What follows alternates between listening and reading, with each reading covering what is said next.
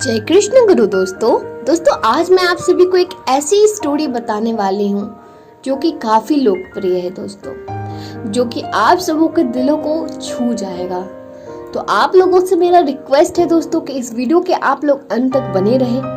और अगर आप लोगों को मेरी ये वीडियो अगर अच्छी लगी हो फ्रेंड्स, तो प्लीज मेरे वीडियो को लाइक करें और मेरे चैनल को सब्सक्राइब कर मुझे ढेर सारा प्यार और मुझे ढेर सारा सपोर्ट करें। तो चलिए दोस्तों, देर किस बात की, हम लोग वीडियो को स्टार्ट करते हैं। सो फ्रेंड्स, रजनीकांत एक ऐसा नाम है जिससे आज शायद ही कोई अनभिज्ञ हो। कहने को तो रजनीकांत दक्षिण फिल्मों के सुपरस्टार हैं, लेकिन इनके प्रसिद्ध केवल भारत में ही नहीं अपितु पूरे विश्व में विख्यात है। रजनीकांत अपने आप में ही एक पहचान है, ये किसी परिचय के मोहताज नहीं है। पूरे विश्व में रजनीकांत के नाम से मशहूर इस सुपरस्टार का पूरा नाम दोस्तों शिवाजी राव गायकवाड़ है। दोस्तों, रजनीकांत एक ऐसे इंसान है जिन्होंने जमीन से उठकर अपने आप को आसमान तक पहुंचा दिया। जी हाँ दोस्तों, वैसे तो इस दुनिया में ऐसे कई लोग हैं जिन्होंने अपार सफलता अर्जित की है, लेकिन फिर भी रजनीकांत की कहानी कुछ अलग है दोस्तों। हम कल्पना भी नहीं कर सकते हैं कि रजनीकांत जैसे सुपरस्टार ने अपने करियर की शुरुआत एक मामूली सी कारपेंटर की नौकरी से की। पहले वे कारपेंटर से कुली, फिर कुली से बीटी, बस के कंडक्टर और कंडक्टर के बाद दोस्तों विश्व के सबसे अधिक लोकप्रिय सुपरस्टार बनने का सफर कितना परिश्रम और कठिनाइयों से भरा होगा, इसका अंदाजा लगाना भी मुश्किल है फ्रेंड्स। दोस्तों, रजनीकांत का जन्म 12 दिसंबर 1950 को कर्नाटक प्रदेश के बेंगलुरु में हुआ था। रजनीकांत का परिवार मराठी पृष्ठभूमि का था। रजनीकांत की माता का नाम रामबाई था, जो कि एक गृहिणी थी, और पिता का नाम रामोजी राव गायकवाड़ एक पुलिस कांस्टेबल थे। उनके घर की आर्थिक स्थिति ज्यादा अच्छी नहीं थी। चूंकि रजनीकांत मराठी पृष्ठभूमि से नाता रखते थे, इसलिए उनका नाम महान वीर योद्धा छत्रपति शिवाजी के नाम पर रखा गया था फ्रेंड्स।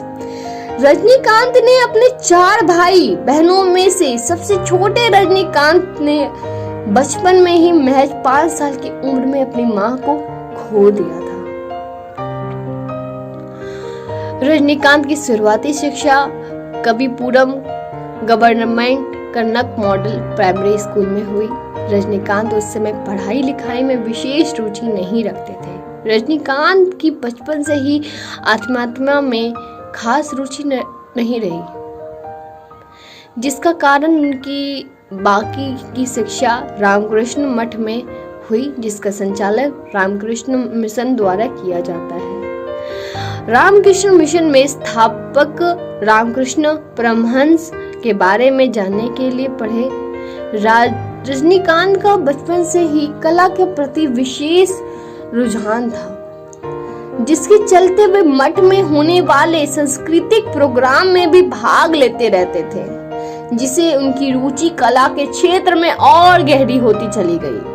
इसके बाद की शिक्षा रजनीकांत ने आचार्य पाठशाला पब्लिक स्कूल से प्राप्त की। स्कूल में पढ़ाई के दौरान भी उन्होंने नाटक आदि में भाग लेना जारी रखा। उन्होंने ये चीज को नहीं छोड़ा दोस्तों। हम सोच भी नहीं सकते हैं कि अपनी शिक्षा पूरी होने के बाद अपने जीवन की शुरुआत एक कारपेंटर की नौकरी से की, फिर कुली का काम किया और इस बीच में बेंगलुरु ट्रांसपोर्ट सर्विस में भर्ती निकली, जिसमें रजनीकांत को सफलता प्राप्त हुई और वे बीटी कंडक्टर बन गए। इस नौकरी से रजनीकांत की आर्थिक सहायता तो मिली, लेकिन फिर भी शायद वे मुकाम नहीं था जहां रजनीकांत को जाना था। कंडक्टर की सर्विस के दौरान भी उन्होंने अपने अभिनय तथा कला की रुचि को बनाए रखा, जिसने परिणाम स्वरूप उनकी कार्यशैली सभी सहकर्मियों में भिन्न थी। उनका अंदाज ही निराला था। एक अलग ही शैली, यात्रियों से बात करना, उनके टिकट काटना, अपनी शैली में सीटी बजाना, ये सब यात्रियों को और सहकर्मियों को खूब लुभाता था। इस दौरान वे नाटक व स्टेज शो में भाग लेते रहते थे।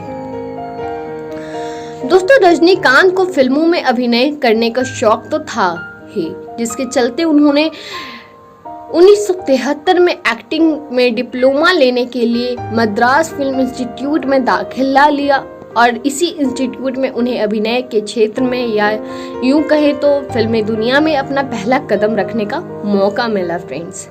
यहाँ इंस्टीट्यूट में ही एक नाटक के दौरान उन पर फिल्म निर्देशक के बालाचार की नजर पड़ी, जो कि उस समय के बहुत ही मशहूर निर्देशकों में शामिल थे। वे कहावत सच ही है कि एक हीरे की परख जोहरी को होती है फ्रेंड्स। बालाचंदर की जी रजनीकांत के अभिनय से बहुत अधिक प्रभावित हुए।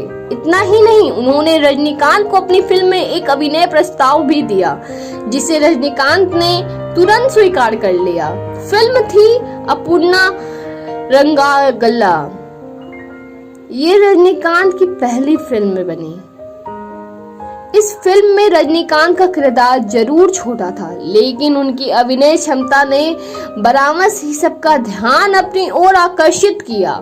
इस तरह बालाचंद्र जी ने उन्हें उस फिल्म दुनिया में ले आए जहां रजनीकांत आना चाहते थे दोस्तों। लेकिन ये तो महज एक सफर की शुरुआत ही थी, अभी तो करने के लिए बहुत कुछ बाकी था। रजनीकांत जी को बालचंद्र जी ने ही तमिल भाषा सीखने की सलाह दी, जिस पर रजनीकांत ने अमल भी किया। दोस्तों, रजनीकांत ने 24 फरवरी 1981 को आंध्र प्रदेश की तिरुपति में लता रंगाचारी नाम की लड़की से शादी की। लता एथिराज कॉलेज की स्टूडेंट थी। लता जी ने अपनी कॉलेज मैगजीन के लिए रजनीकांत का इंटरव्यू लिया। यही उनकी पहली मुलाकात हुई। रजनीकांत के परिवार में उनकी 2 बेटियां ऐश्वर्या और सौंदर्य हैं। रजनीकांत की पत्नी दी आश्रम नाम से एक स्कूल चलाती है। रजनीकांत की बेटी ऐश्वर्या की शादी 18 नवंबर 2004 को अभिनेता धनुष से हुई और छोटी बेटी सौंदर्य, जो कि तमिल फिल्म जगत के प्रोड्यूसर एवं डायरेक्टर है, उन्होंने 3 सितंबर 2010 को बिजनेसमैन श्रवण राम कुमार से शादी की। दोस्तों, रजनीकांत ने लगभग 190 फिल्मों में काम किया, जिनमें तमिल, कन्नड़, तेलुगु, मलयालम, हिंदी, इंग्लिश एवं बंगाली फिल्में शामिल हैं। इन फिल्मों के लिए उन्हें बहुत सारे अवार्ड से सम्मानित किया गया। रजनीकांत को अपने पहला फिल्म फेयर अवार्ड 1984 में नन्नल भूमुक नल्लव फिल्म में बेस्ट तमिल एक्टर के लिए दिया गया था। और फिर रजनीकांत को तमिलनाडु सरकार की तरफ से 1984 में कलाई मानी अवार्ड दिया गया। भारत सरकार ने सन 2000 में उन्हें पद्म भूषण से नवाजा। दोस्तों, रजनीकांत इतने बड़े सुपरस्टार के बाद भी एक सम्मानी जिंदगी जीते थे और वो अभी भी जीते हैं। और यही कारण है कि उनके प्रशंसक उन्हें प्यार ही नहीं करते बल्कि उनकी पूजा करते हैं। रजनीकांत को लोकप्रियता का अंदाजा इसी बात से लगाया जा सकता है कि दक्षिण में उनके प्रशंसकों ने उनके लिए एक विशेष मंदिर का निर्माण किया है।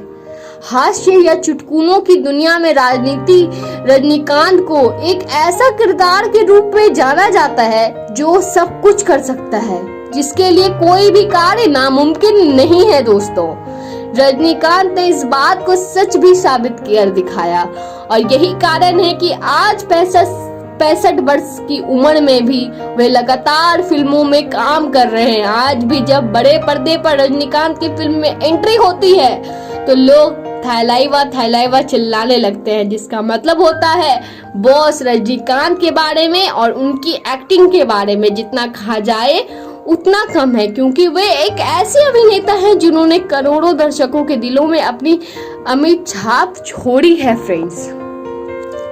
तो दोस्तों, इस कहानी से हम लोगों को यही सीख मिलती है फ्रेंड्स कि जीत और हार होना सोचने पर निर्भर है।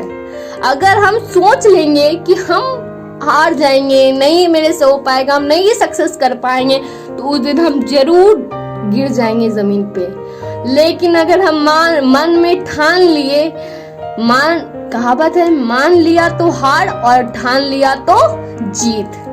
तो यहाँ इसका यही है मतलब कि अगर मन में हम लोग बैठा ले कि नहीं हम कर सकते हैं, मेरे से हो सकता है, हम वो मुकाम तक पहुंच सकते हैं, तो हम लोग जरूर पहुंचेंगे दोस्तों। तो आशा करती हूँ कि आप सभी को आज की वीडियो काफी अच्छी लगी होगी। तो अगर आप लोगों को मेरी ये वीडियो अच्छी लगी हो फ्रेंड्स, तो मुझे कमेंट बॉक्स में जरूर बताएं, और कैसा लगा ये भी आप मुझे बताएं। तो चलिए हम लोग नेक्स्ट वीडियो मिलते हैं, आज के लिए बस इतना ही। धन्यवाद दोस्तों।